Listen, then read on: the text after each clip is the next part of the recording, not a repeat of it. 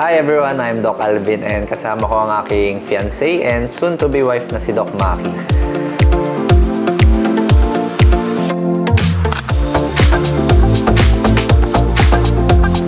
We went here kay Urban Smiles to prepare our feet. Picture perfect smile. Picture perfect smile. Para sa aming nalalapit na wedding. And aside from that, of course, regularly pa rin naman tayong babalik dito para maalagaan talaga yung aming ngipin.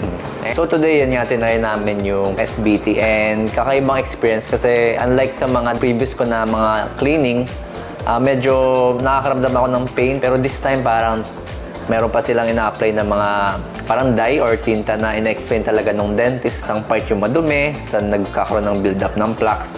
And very thorough yung ginawang yung experience sa amin. 3 types daw yun eh. Parang makikita doon is 24 hours na plaque. Tapos mayroong 48 hours. Tsaka meron yung parang acidic na type ng plaque. Yeah, acidic type of plaque na yun yung nagkakos ng cavities. Oo. So sa'yo ang daming iba-iba yung kulay. Colorful yung aking ngipin. So, and pinakita rin, may camera din siya eh, di ba?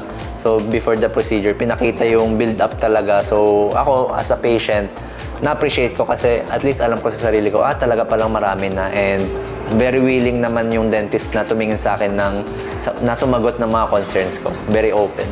Yes, definitely. Try nila kasi kakaibang experience siya and talagang malinis ang akin. Ramdam na ramdam ko eh.